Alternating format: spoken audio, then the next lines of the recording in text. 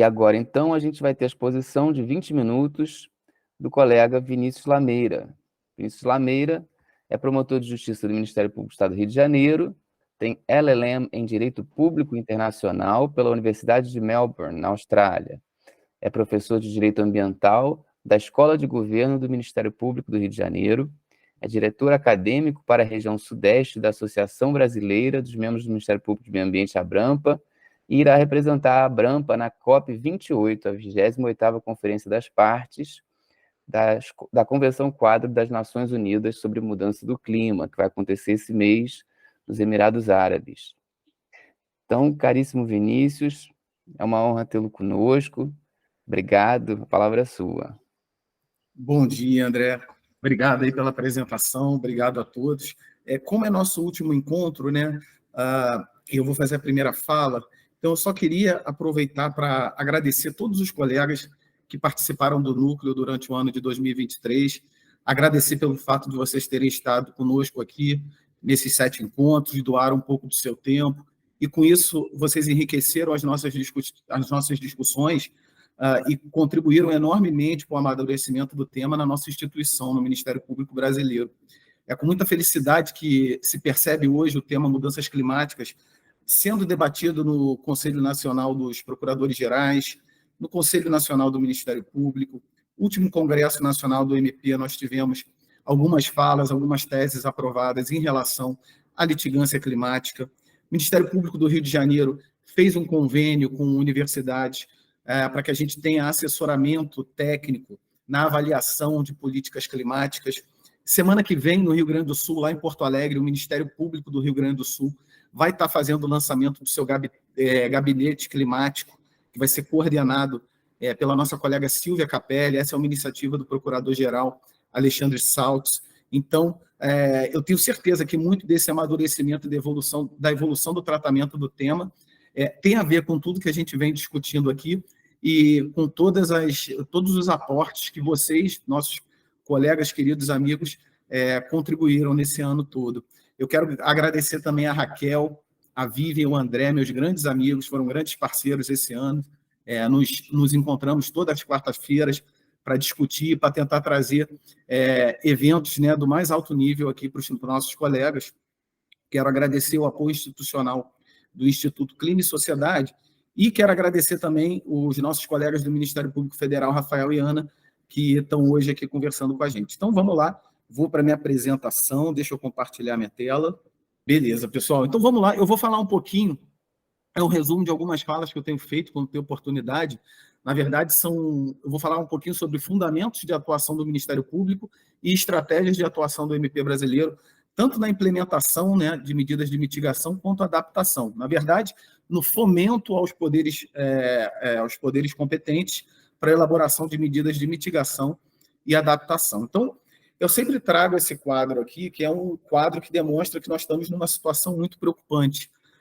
Nós assumimos o Brasil é signatário do Acordo de Paris, um acordo que foi ratificado, né, pelo Congresso Nacional, onde os subscritores desse acordo eles assumiram o compromisso de limitar o aumento da temperatura global a 2 graus Celsius e em dar máximos esforços para que esse aumento não ultrapasse 1,5. A literatura científica e alguns cientistas que vieram aqui conversar conosco nesse ano de 2023 já apontam que vai ser muito difícil a gente manter o 1,5. O último relatório do painel intergovernamental de mudanças climáticas, lançado em março de 2023, já indica que nós temos mais de 50% de chance de ultrapassar o 1,5 entre 2021 e 2040. E no contexto nacional, nós temos a seguinte situação. Nós experimentamos um aumento das emissões de gases de efeito estufa entre 2017 e 2021, segundo dados da plataforma CEEG, que foi criada e é administrada pelo Observatório do Clima. E, em termos de adaptação, nós temos uma política nacional de adaptação lá do ano de 2016, mas que jamais foi implementada, e hoje em dia nós temos apenas 11 de 27 capitais com algum plano de adaptação. Então, a primeira parte da minha fala é sobre os fundamentos de atuação do MP. Qual o amparo normativo que nós podemos utilizar para fazer a afirmação de que existe um dever jurídico do Estado brasileiro em promover medidas de mitigação e adaptação e, assim, garantir o direito fundamental ao sistema climático estável. E esse amparo normativo ele vem da Constituição de 88, de tratados internacionais, da nossa legislação infraconstitucional e de precedentes jurisprudenciais. Na Constituição, nós temos principalmente o artigo 225, que é o coração do direito ao meio ambiente ecologicamente equilibrado, e o sistema climático, ele é um componente indissociável do meio ambiente. O sistema climático, a atmosfera, a atmosfera é responsável por regular o clima e manter as condições de vida em nosso planeta. Então, isso se adequa perfeitamente, né, ao conceito de meio ambiente que está lá na Política Nacional do Meio Ambiente. Salvo engano, o artigo 3º diz que meio ambiente, né, são elementos de ordem física, química, responsáveis por abrigar e viabilizar a vida em todas as suas formas. E o sistema climático tem justamente essa função. Então, esse componente ele está abrangido pela proteção do artigo 225. Além disso, a gente precisa lembrar que as emissões de gases de efeito estufa são decorrentes de atividades econômicas. E o artigo 170 da Constituição estabelece como um dos princípios da ordem econômica justamente a preservação ambiental. E não custa nada dizer, embora na minha visão e na visão de inúmeros especialistas do tema, o direito ao meio ambiente ecologicamente equilibrado já abrange a proteção climática, existe uma PEC em andamento para inserir expressamente o direito à estabilidade climática e o dever de medidas de mitigação e adaptação como garantias fundamentais. Além disso, o aquecimento global ameaça inúmeros direitos fundamentais garantidos em nossa Constituição, como alimentação adequada, propriedade, moradia. Temos também tratados internacionais, e aqui eu trago um destaque para a Convenção Quadro das Nações Unidas sobre Mudanças Climáticas. O Brasil é um país que integra essa Convenção Quadro. Temos o Acordo de Paris, onde assumimos compromissos de redução de emissões, incremento da capacidade adaptativa, redução de vulnerabilidade, reforço da resiliência, e a decisão, e lembrando que o Acordo de Paris teve reconhecida a sua natureza supralegal, justamente no julgamento da DPF 708, que tratou do Fundo Clima, e mais à frente eu vou tratar desse precedente do Supremo. E nós temos também a NDC brasileira, né, a Contribuição Nacionalmente Determinada, é o compromisso do Estado brasileiro perante os demais signatários do Acordo de Paris de reduzir suas emissões. Além desse amparo constitucional e dos tratados internacionais, nós também temos fontes infraconstitucionais das quais nós podemos extrair deveres de mitigação e adaptação. Temos a Política Nacional de Mudanças Climáticas, que é a coluna vertebral, né, do nosso direito climático, e ali nós temos expressamente deveres de mitigação e adaptação, bem como incorporação de inúmeros princípios importantíssimos na seara das mudanças climáticas, como o princípio da prevenção, da precaução, da equidade intergeracional. Mas, além da Política Nacional de Mudanças Climáticas, temos outras normas infraconstitucionais das quais nós podemos extrair deveres de mitigação e adaptação. Então, o Estatuto da Cidade, que determina o desenvolvimento de cidades resilientes, Política Nacional de Recursos Hídricos, que determina o combate à vulnerabilidade à escassez hídrica, lembrando que a escassez hídrica é um dos problemas que tendem a se agravar em razão do aquecimento global. Da Política Nacional de Defesa Civil, nós temos aqui o maior especialista do MP no tema, que é o meu amigo Leonardo Castro Maia, está percorrendo aí o Brasil, nos dando muitas lições, né, sobre o direito dos desastres, e lá na Política Nacional de Defesa Civil temos inúmeros deveres de adaptação, como, por exemplo, criação de sistemas de alerta e planos de contingência. Além desse quadro normativo, nós temos também um contexto judicial que, na hipótese de litigância, ele é extremamente favorável a demandas postulando medidas de mitigação e adaptação. Primeiro, nós temos instrumentos de permeabilidade do judiciário a contribuições científicas, que a gente está falando de aquecimento global, a gente está falando de modelos climáticos, questões complexas, então é importante essa porta de entrada da ciência no judiciário, e aí nós temos a figura do amicus curiae, da audiência pública, que vem sendo largamente utilizada pelo Supremo.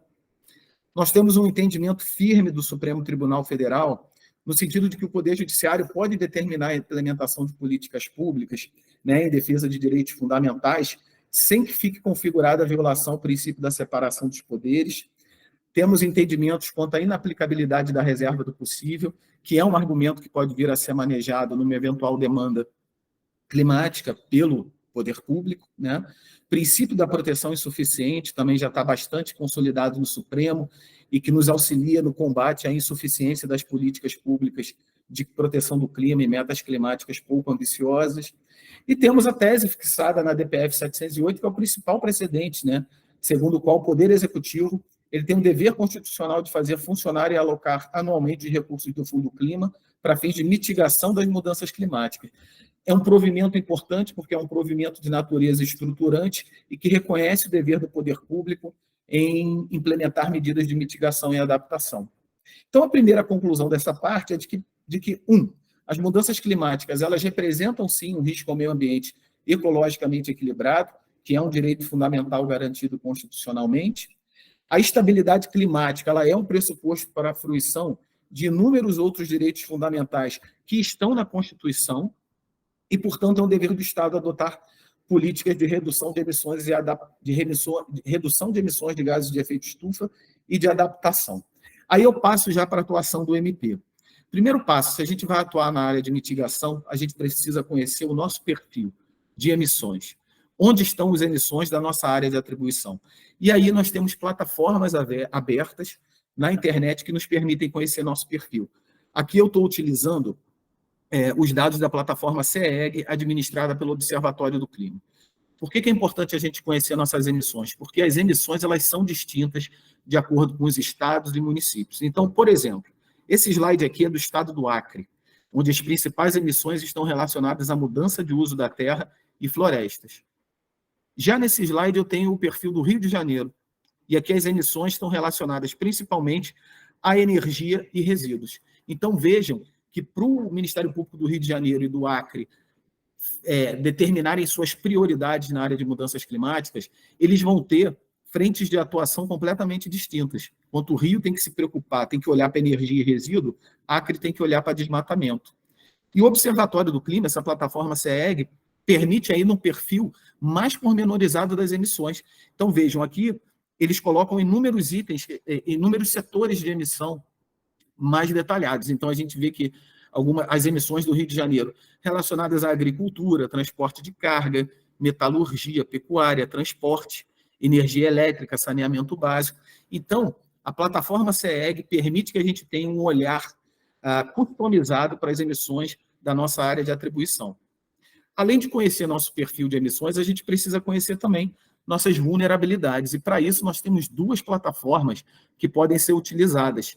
E utilizadas em conjunto, porque elas não são excludentes. Eu estou falando da plataforma ClimaDapt, do Ministério da Integração e Desenvolvimento Regional, em parceria com a Microsoft do Brasil, e a plataforma Adapta Brasil, do Ministério da Ciência, Tecnologia e Inovação.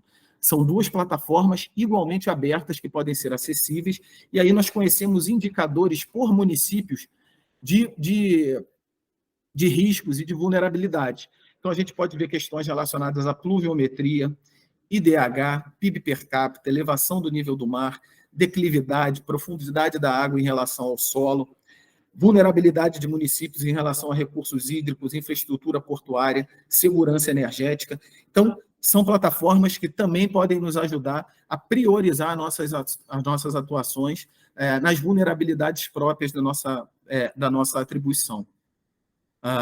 Bom, e aí eu passo aqui para a gente falar sobre algumas possibilidades, né, algumas frentes de atuação do Ministério Público brasileiro. Eu não vou ter tempo de esgotar e nem conseguiria, jamais teria essa pretensão, então por isso que eu faço esse panorama mais geral aqui, e a partir daqui eu vou falando o que der tempo, né?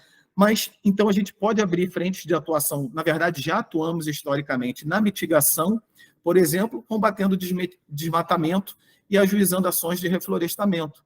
Lembrando que a vegetação em pé, ela é um sumidouro, né? Ela tem esse serviço ecossistêmico de remover gases de efeito estufa, né, dióxido de carbono da atmosfera e, portanto, funciona como um sumidouro, é uma medida de mitigação. A gente pode atuar também na área de planejamento urbano, no setor de resíduos, setor de licenciamento ambiental. Quem tiver curiosidade para estudar licenciamento ambiental e avaliação de impactos climáticos, eu já sugiro a obra, o artigo conjunto da Raquel, da Vivian e do Gaio, que é sobre esse tema, tá? Está lá na nossa biblioteca da Abrampa, artigo completíssimo de como o licenciamento ambiental pode servir de instrumento, tanto para avaliar o impacto de empreendimentos no sistema global, avaliando as emissões, exigindo inventários e implementando medidas de mitigação, de compensação. Então, eu recomendo a leitura desse artigo, quem tiver interesse. Na área de adaptação, nós também podemos atuar, por exemplo, integração da questão climática em atos normativos, lembrando que o artigo 11 da Política Nacional de Mudanças Climáticas determina que todos os planos, projetos e programas nacionais levem em consideração as mudanças climáticas. Então, a gente pode pensar em planos de contingência, em revisão de lei de uso e ocupação do solo, levando em conta possíveis impactos do aquecimento global naquela zona territorial. Então, se é uma zona territorial que, por exemplo, pode vir a ser impactada pelo aumento do nível do mar, a gente precisa rever a lei de uso e ocupação do solo. De repente, reduzir áreas que estão previstas como de expansão urbana. E nós também podemos avaliar, por exemplo, o impacto do aquecimento global em determinados empreendimentos e comunidades. Também é uma possibilidade de atuação. Temos que reforçar nossa atuação na questão de danos climáticos, lembrando que, por exemplo, esse ano, a AGU tem uma ação que ficou notória, onde está cobrando 292 milhões de um desmatador por emissões de gases de efeito estufa. Então, o elemento do dano climático é um elemento que nós podemos trazer para nossas ações civis públicas. Nós podemos trabalhar transparência, principalmente do financiamento de projetos poluentes com verbas públicas. Então, exigir dos bancos públicos que tenham transparência quanto ao impacto climático dos projetos que eles estão financiando. E podemos atuar também na área de defesa do consumidor. Né? Climate washing, na verdade, é desinformação. Né? Esse termo vem lá do greenwashing, que, na verdade, são informações falsas ou inverídicas, ou aquele exagero, né, quanto à sustentabilidade de uma determinada marca, de um determinado produto. E no relatório da London School of Economics, que foi anunciado esse ano, sobre litígios climáticos no planeta, as ações de climate washing foram as que sofreram o maior incremento. Houve um grande aumento no número de ações pela sociedade civil ou até por investidores exigindo mais transparência dos projetos financiados por instituições financeiras. Eu quero falar aqui também de uma atuação, né, uma possibilidade de atuação específica do Ministério Público, que é a chamada litigância estratégica. Essa litigância estratégica, o objetivo dos pedidos dessa ação civil pública, eles são de longo prazo. O provimento daquela ação civil pública não vai resultar imediatamente numa medida de mitigação ou de adaptação, mas ela vai resultar numa estruturação do poder público para lidar com o problema. E aí eu trago 3 exemplos. Né?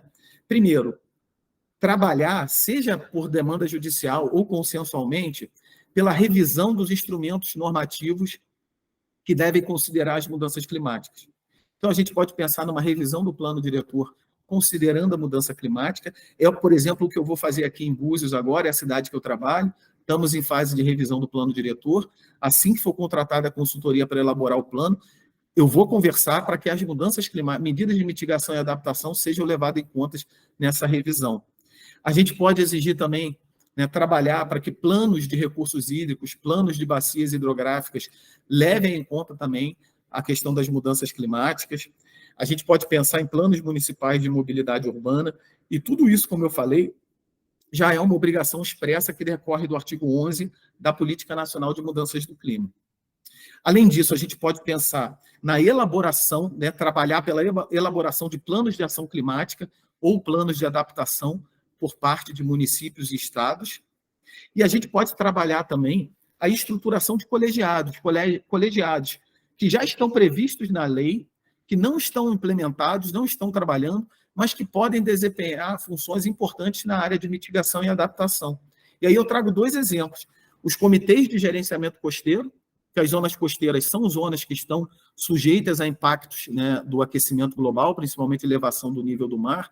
Isso pode gerar deslocamento de comunidades, violação ao direito de propriedade, direito de moradia.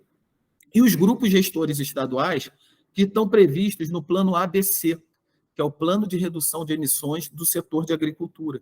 Então, são exemplos de 2 colegiados que podem trazer a discussão sobre medidas de mitigação e adaptação.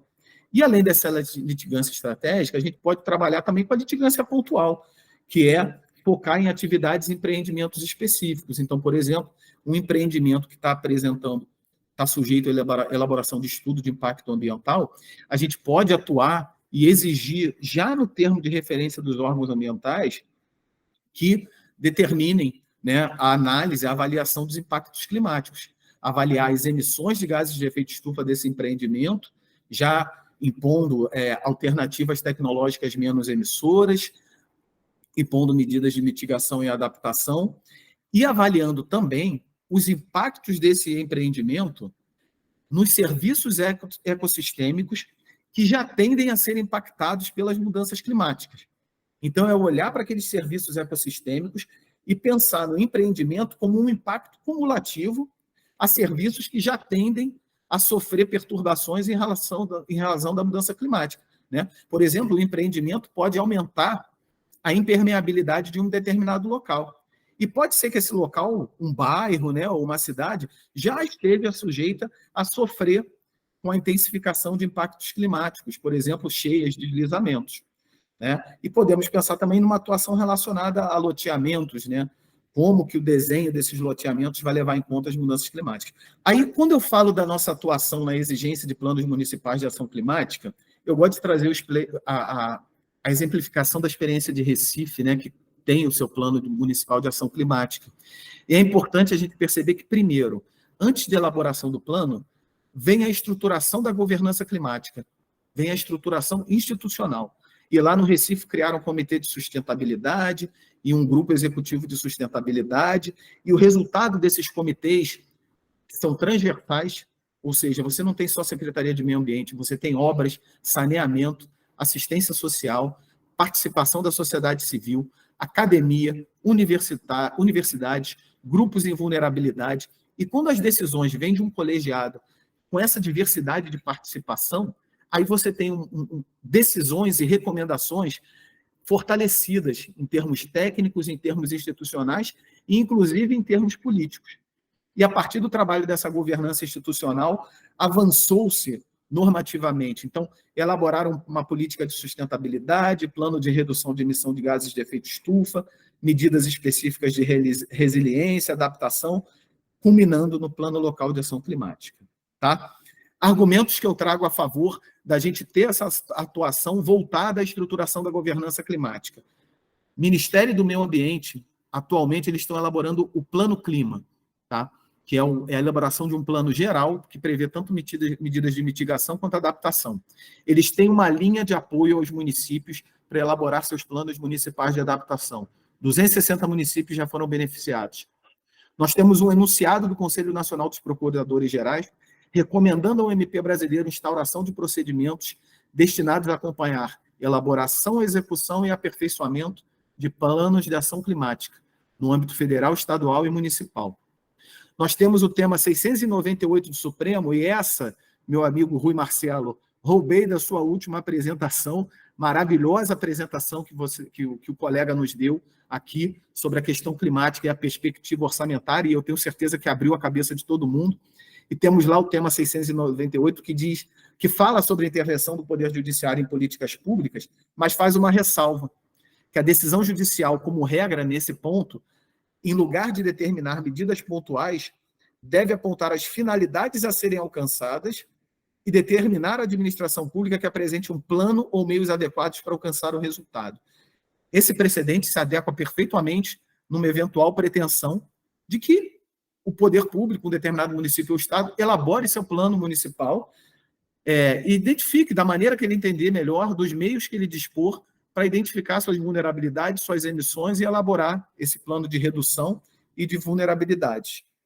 E, lembrando da DPF 709, não é 708, tá? É a DPF 709, é agora, 10 de novembro de 2023, onde nós tivemos também o quê? Um provimento estruturante, né? O Supremo determinou que a União elabore em 60 dias um plano para a retirada de invasores de 7 terras indígenas, que deve ser executado em 12 meses. Então, esse tipo de provimento me parece muito interessante para contornar a questão da independência dos poderes. Porque, ao mesmo tempo que você preserva o poder executivo, né, para que ele estabeleça os meios necessários para alcançar aquele resultado final, você tem também uma decisão do judiciário impondo que ele se movimente. Então, você reduz um pouco esse dirigismo judiciário.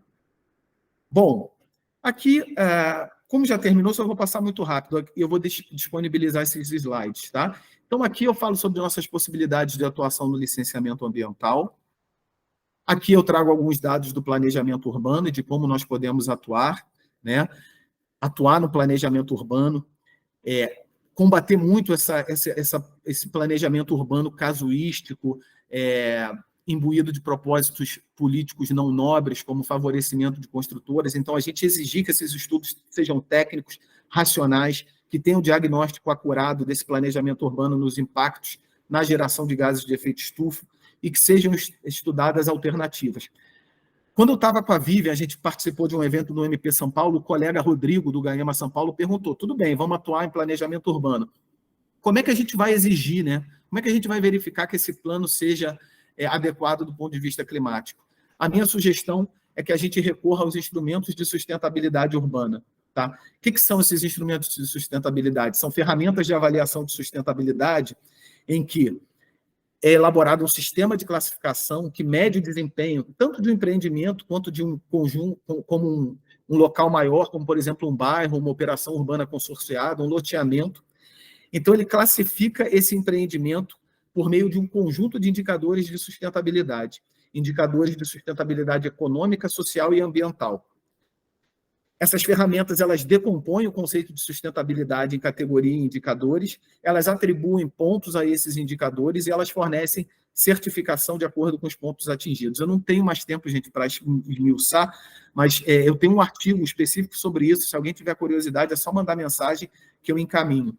Bom, então, já na conclusão, né? Ações que me parecem ser necessárias para a gente potencializar nossa atuação na área. Continuar investindo em capacitação de membros, assessores, assistentes técnicos e servidores na área de mudanças climáticas, investir em parcerias com institutos de pesquisa, universidades, organizações da sociedade civil, porque esse é um questionamento que o meu amigo André de Questay faz com frequência, coberto de razão. Tudo bem, vamos exigir um plano de ação climática. Quem garante que esse plano é adequado para atingir os fins que a gente precisa? Então, a gente vai precisar de assessoramento técnico. MP do Rio de Janeiro acabou de fazer um convênio. Eu tenho o modelo desse convênio. Qualquer colega que quiser esse modelo de convênio para tentar fazer na sua região, com as suas universidades, é só mandar um e-mail que eu encaminho, tá bom? E nesse convênio, a UFRJ e a Universidade Rural disponibilizaram seus departamentos de clima para prestar assessoramento científico ao Ministério Público na avaliação e monitoramento da política municipal de mudanças climáticas da cidade do Rio de Janeiro. O escopo está restringido à cidade do Rio de Janeiro, mas nós vamos solicitar essas universidades que ampliem o escopo para que os colegas do interior também possam agir. E um plano de atuação institucional à luz das peculiaridades regionais, grande exemplo aqui do nosso colega Alexandre Saltes, procurador-geral do Ministério Público do Rio Grande do Sul, que criou o Gabinete do Clima. Tá bom? Aqui alguns e-books da Abrampa sobre avaliação de impactos climáticos, tá? E a minha conclusão. Temos um arcabouço legislativo robusto, precedentes jurisprudenciais favoráveis estabelecidos, tecnologias abertas de identificação de emissões de gases de efeito estufa e de vulnerabilidades locais, instrumentos de permeabilidade do judiciário a questões científicas complexas.